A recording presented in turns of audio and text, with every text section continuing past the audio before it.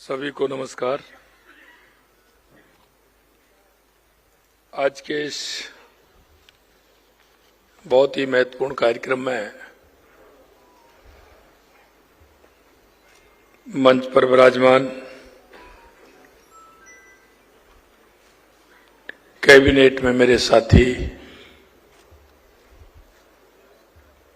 उद्योग और खेल मंत्री कर्नल राज्यवर्धन सिंह जी राठौड़ साहब,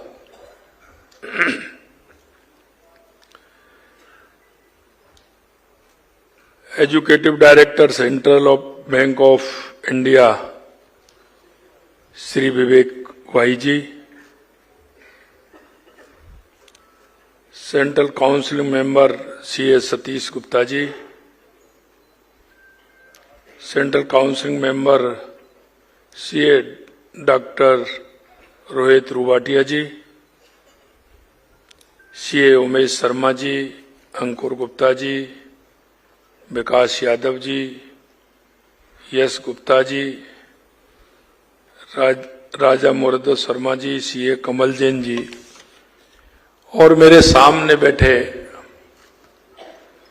वो सभी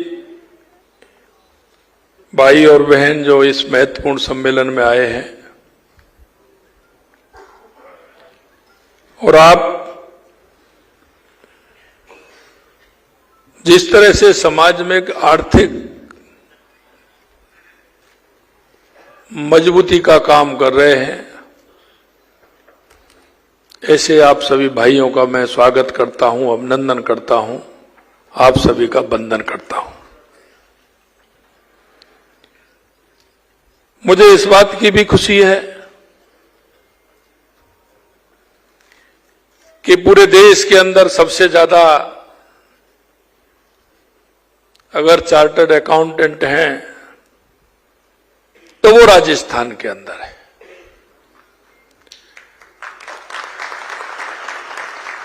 और राजस्थान में भी जयपुर हमारा पहले नंबर है, इसके बाद जोधपुर है।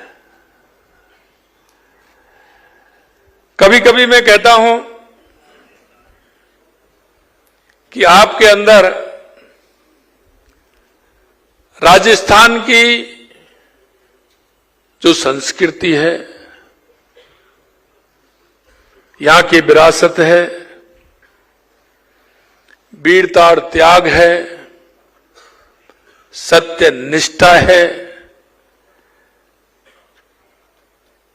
और राजस्थान की मिट्टी की जो खुशबू है, इसे भी आप देश नहीं दुनिया में फैलाने का काम कर रहे हैं।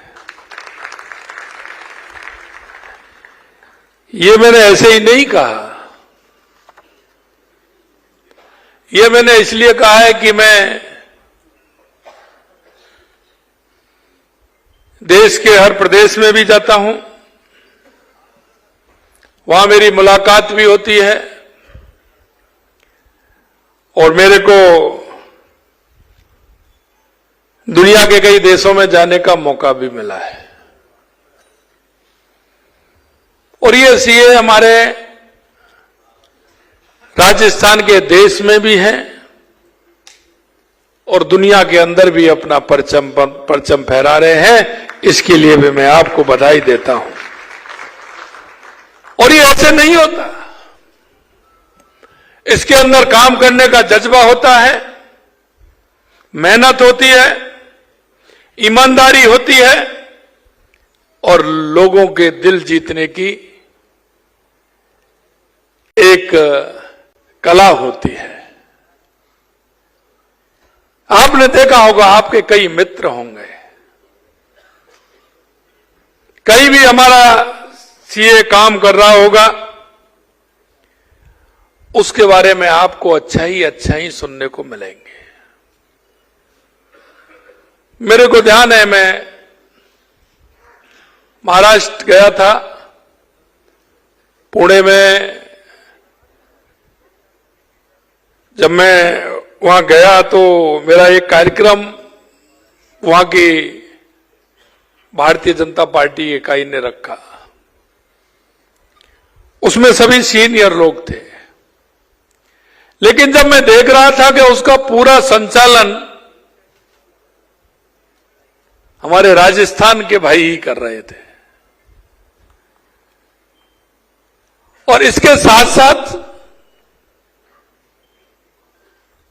जब यह देखा गया कि उन्होंने अपना मां इंस्टीट्यूट जैसे ही खोला तो राजस्थान के तो उसमें थे, लेकिन महाराष्ट्र के लोग भी जो काम करते थे उन्होंने भी यही कहा कि आज अगर हमारे इस क्षेत्र में दिशा देने का काम किया है तो हमारे राजस्थान के भाइयों ने किया है। आप वो लोग हैं जो हमारे राष्ट्र की आर्थिक व्यवस्था की आत्मा है, और वो इसलिए कि कोई भी व्यक्ति अपना कोई भी बिजनेस करता है वो आपके बिना नहीं कर सकता, और उस बिजनेस में भी सुस्ता लाने का काम जो करते हैं वो आप लोग ही करते हैं। जब भी कोई नई तकनीकी आती है, कोई नया नियम बनता है, तो उसको लागू करने का काम भी आप करते हैं, और वैश्विक अर्थव्यवस्था में अगर कोई परिवर्तन होता है, वो किसी भी तरह का हो, उसमें भी आपकी भागीदारी रहती है। और मैं तो हमेशा ये कहता हूं कि मेरे सामने जो आप बैठे हैं वो समाज को दिशा देने का काम करते हैं, और समाज को जब दिशा देने का काम करते हैं तो हम समाज को मजबूत करने का काम करते हैं, क्योंकि समाज आपकी तरफ देखता है। और मित्रों, मैं हमेशा कहता हूं, आपकी तरफ देखता भी है और आप पर विश्वास भी करता है, आप पर विश्वास भी करता है। आप अगर कोई बात कहते हैं, आप गलत कहो या सही कहो, लेकिन उसके मन का अंदर का जो भाव है वो ये सोचता है और ये कहता है कि जो आपने जो कहा है वो बिल्कुल सही कहा है और वो ही मुझे करना है। मित्रों, ये बहुत बड़ी बात होती है, और आप कभी कभी देखते हैं जो पिता और पुत्र भी बिजनेसमैन होते हैं, पारिवारिक बिजनेसमैन जब करते हैं, अगर पिता से आपने कह दिया, पुत्र से आपने कह दिया, तो वो ये नहीं कहेगा, वो ये कहेगा मेरे को सीए साहब ने कहा है यही सही है। वो ना पिता की मानेगा और ना पिता पुत्र की मानेगा, वो आपकी मानेगा। ये भी आप देख लीजिए, क्योंकि कभी कभी हम उन गहराइयों पर नहीं जाते हैं। अपने आप को, अपनी शक्ति का एहसास, अपने काम का एहसास हम नहीं कर पाते हैं। जैसे घर में कोई बीमार होता है तो घर परिवार में, रिश्तेदार में अगर कोई डॉक्टर होता है तो सबसे पहले फोन उसको लगता है, भाई साहब, कोई भी होगा घर में, रिश्तेदार होगा, भाई होगा, चाचा होगा, बेटा होगा, ताऊ होगा, उसको फोन करते हैं, ऐसे ऐसे हो गया, क्या करना है। और आप, यही हाल आपका है।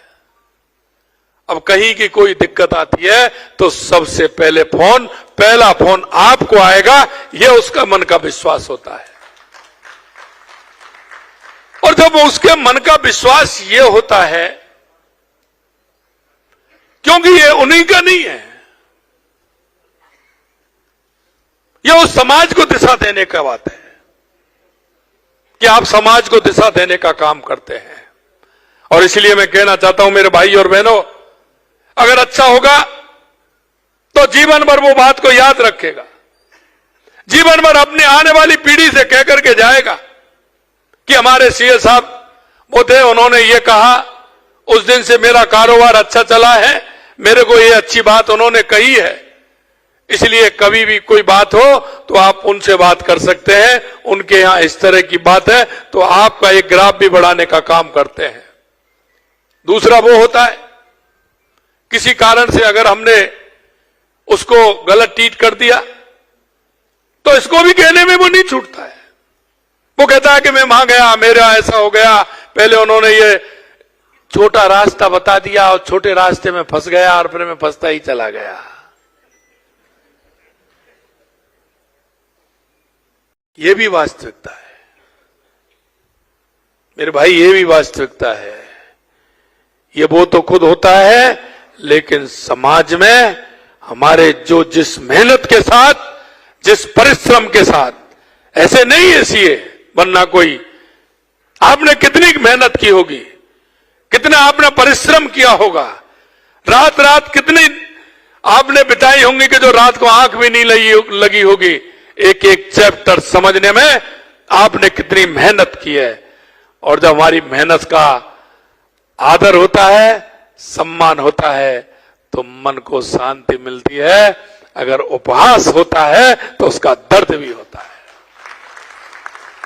इसलिए मेरे भाई और बहनों, मैं आपसे इतना ही कहना चाहता हूं कि राष्ट्र के निर्माण में आपका बहुत बड़ा योगदान है। और हमारा वो योगदान ऐसा नहीं है कि वो महीने, 2 महीने, साल, 6 महीने, 2 साल, 3 साल, 5 साल का हो। वो हमारी पीढ़ियों को इंगित करने वाला होता है, हमारी पीढ़ियों को दिशा देने वाला होता है। और मैं इतना भी कहना चाहता हूं कि राजस्थान के अंदर आप सभी देख रहे हैं, हमारे उद्योग मंत्री जी बता रहे थे। मैं मित्रों इतना कहना चाहता हूं कि आज के ऐतिहासिक सम्मेलन का मुख्य विषय कृत्रिम बुद्धिमत्ता, आर्टिफिशियल इंटेलिजेंस है।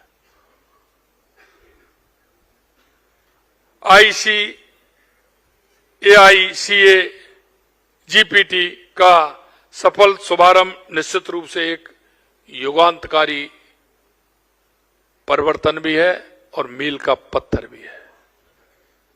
आने वाले समय में हम किस तरह से इसको और महत्वपूर्ण बना सकते हैं, यह दुधारी तलवार भी है। हम उसका उपयोग करना ठीक प्रकार से अगर करेंगे तो फायदा भी देगा। और इसके साथ ये भी है कि ये एक क्रांतिकारी कार्य भी है, क्योंकि हमको सरलता भी प्रदान करता है, समय की बचत भी करता है। तो इस बारे में भी हमने सोचना है। जो हमारे काम करने के तरीके, सोचने के अंदाज और जीवन यापन के तरीके बदल रहे हैं, और बदलते हुए युग में भारत में AI क्षेत्र में तेजी से पहचान बना रहा है। ये हमारे लिए अत्यंत गर्व की बात है। यह तकनीकी भारत की तकनीकी विशेषज्ञता में और बढ़ोतरी करने वाला है। Digital India mission, India AI mission के साथ पूर्ण तालमेल और समन्वय निरंतर कार्य कर रहा है। नई AI और मशीन लर्निंग पॉलिसी काम कर रही है, और आप देख रहे हैं लगातार हमारे जिस तरह से देश आगे बढ़ रहा है। हमारा देश, अगर हम अर्थव्यवस्था की बात करें तो 11वें पायदान पर था, हम 5वें पायदान पर आए, आज हम 4थे पायदान पे हैं, और आने वाले समय में दुनिया की तीसरी शक्ति बनेंगे। यह भी उसमें आपका बहुत बड़ा योगदान है। मित्रों, मैं आपसे एक ही बात कहना चाहता हूं, और आपके माध्यम से वो राजस्थान की मिट्टी की जो खुशबू फैला रहे हैं उनसे भी आपके माध्यम से मैं कहना चाहता हूं।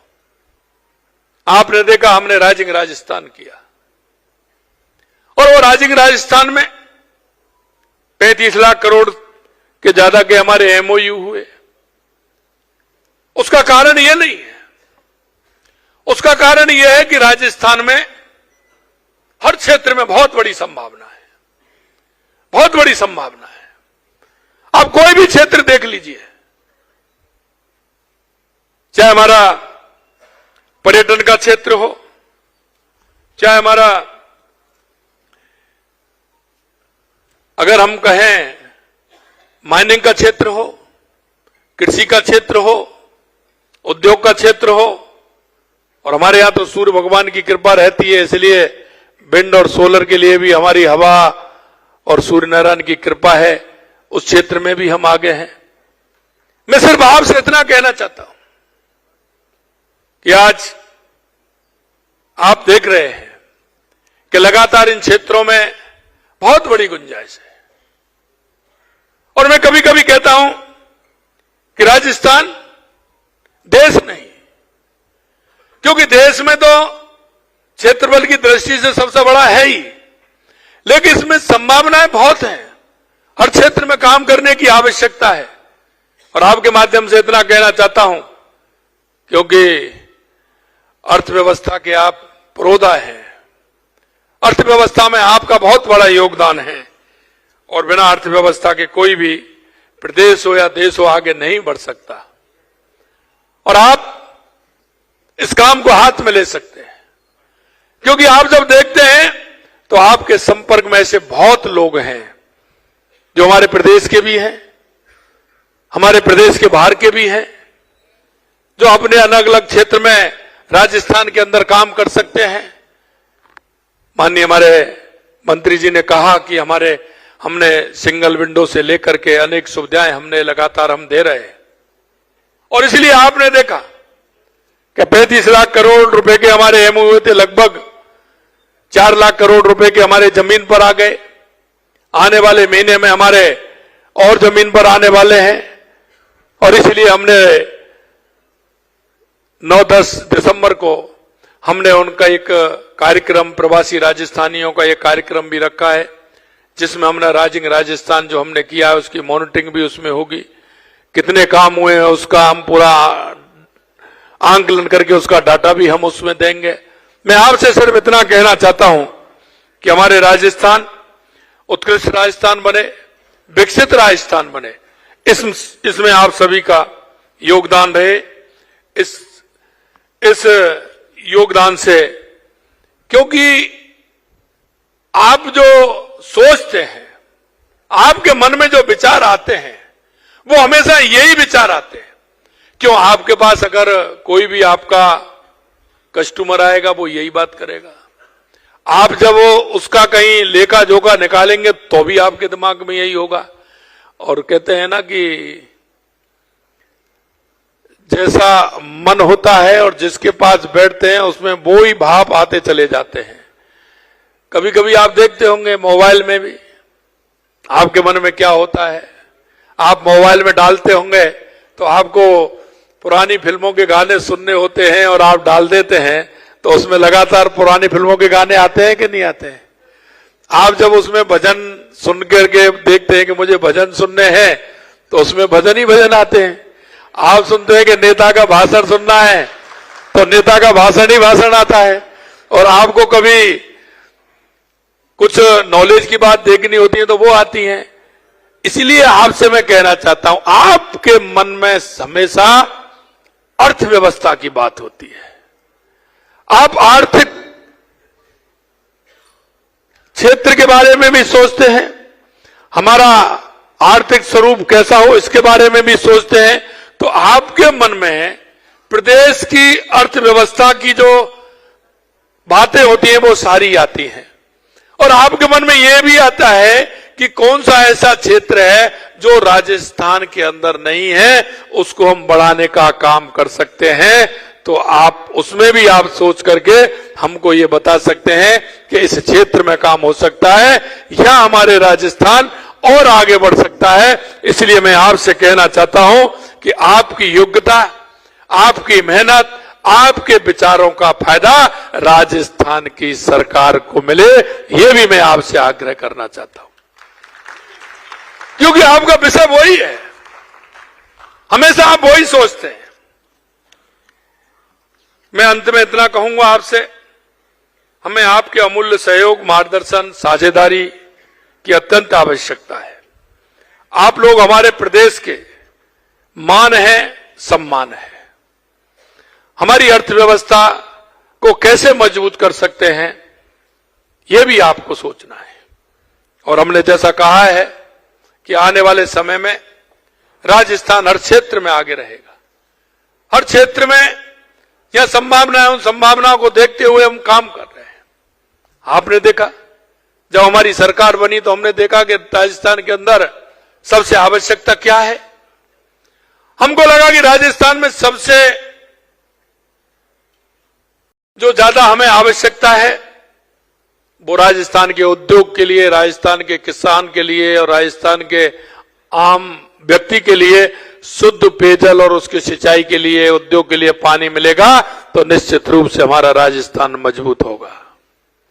लगातार उस क्षेत्र में हम काम कर रहे हैं और आपको हमें विश्वास दिलाना चाहते हैं कि आने वाले समय में राजस्थान में पानी की किसी तरह से कोई कमी नहीं आएगी। इसके लिए लगातार हमारी सरकार काम कर रही है। चाहे हमारी ईआरसीपी योजना हो, यमुना समझौता हो, चाहे हमारा इंदिरा गांधी गंगा नहर के लिए हमने 4000 करोड़ रुपए दिए हों, और इसी तरह से हमारा माही डैम हो, हमारा ब्राह्मणी नदी से हमारे बीसलपुर में पानी आना हो, देवास स्कीम हो, नर्मदा की स्कीम हो, उन सभी स्कीमों को लेकर के साथ चल रहे हैं। और जब काम करते हैं तो ईश्वर भी साथ देता है। और आप देख रहे हैं, पिछली साल भी सारे बांध भर गए और इस बार भी पूरे बांध भर रहे हैं। इससे राजस्थान में खुशहाली आ रही है। यही नहीं, कभी हमने सोचा भी नहीं था। ऑपरेशन सिंदूर की हमारे कर्नल साहब बात कर रहे थे, उसका फायदा भी राजस्थान को मिला है। सिंधु नदी का पानी भी राजस्थान को सबसे ज्यादा मिलने वाला है, तो ये भी आप देख रहे हैं। दूसरी हमारी आवश्यकता थी कि हमारे राजस्थान के लिए बिजली की आवश्यकता है। बिजली में हम किस तरह से आगे बढ़ सकते हैं। देश के यशस्वी प्रधानमंत्री नरेंद्र मोदी जी के नेतृत्व में पानी का भी सबसे पहले एमओयू हुआ और बिजली का भी हुआ, और बिजली के क्षेत्र में भी लगातार हम काम कर रहे हैं। और हमने जो कहा था कि 2027 तक हम किसान को दिन में बिजली देंगे, उद्योग को पूरी बिजली देंगे, आम जन को 24 घंटे बिजली देंगे, और 1.5 साल के अंदर 4750 मेगावाट बिजली का उत्पादन हमारी सरकार ने इन 20 महीनों में कर करके दिया है। और हम आपसे कहना चाहते हैं 2027 तक हम बिजली में आत्मनिर्भर बनेंगे। बिजली लेने वाले नहीं, बिजली देने वाले हम बनने वाले हैं। लगातार उसके क्षेत्र में भी हमने काम किया है। यही नहीं, राजस्थान हमने किया, हमने युवाओं से वायदा किया कि 4 लाख हम सरकारी नौकरी देंगे, 6 लाख हम निजी क्षेत्र में नौकरियां देंगे। लगातार हम काम कर रहे हैं। राजस्थान के अंदर जिस तरह से हमारे एमओयू आगे उतर रहे हैं, जमीन पर आ रहे हैं, तो उसके लिए भी हम काम कर रहे हैं।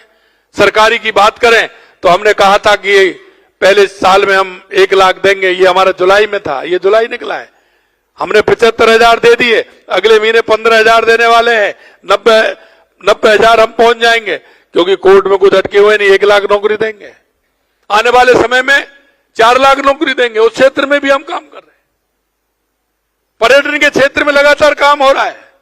हमारी शेखावाटी से लेकर के हमारे बीकानेर तक जो हमारी हवेलियां हैं, जो हमारी धरोहर है, उनके क्षेत्र में भी काम कर रहे हैं। हमने उनको रोका है कि कोई इनको तोड़ेगा नहीं, हमने उस पर बैन लगा दिया।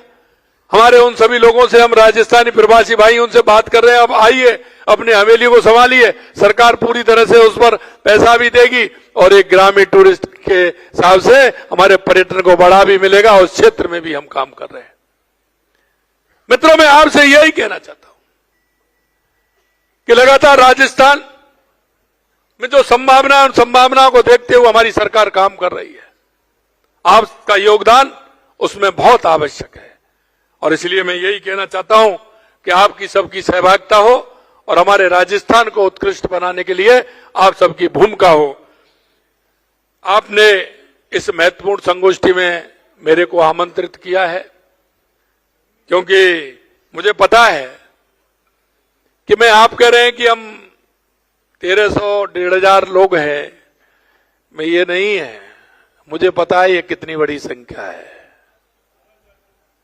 अरे 12,000 संख्या तो सीए की है, लेकिन उनसे जुड़े हुए कितने हैं जरा ये भी बता दो मुझे। ये तो आप सीएओ की संख्या बता रहे हैं, लेकिन वो कितनों से जुड़े हुए हैं। इसलिए मैं यही कह रहा हूं कि मैं आप लोगों से नहीं, पूरे राजस्थान के उन तमाम लोगों से आपके माध्यम से जुड़ा हुआ हूं, और आपके माध्यम से मैं यही कहना चाहता हूं, आप अपनी शक्ति पहचानिए, आप अपना काम पहचानिए। मित्रों, ये राजस्थान आपसे आह्वान कर रहा है, बाहें फैला के पड़ा है कि आप चार्टर्ड अकाउंटेंट हैं, आप आइए इस राजस्थान की प्रगति में अपना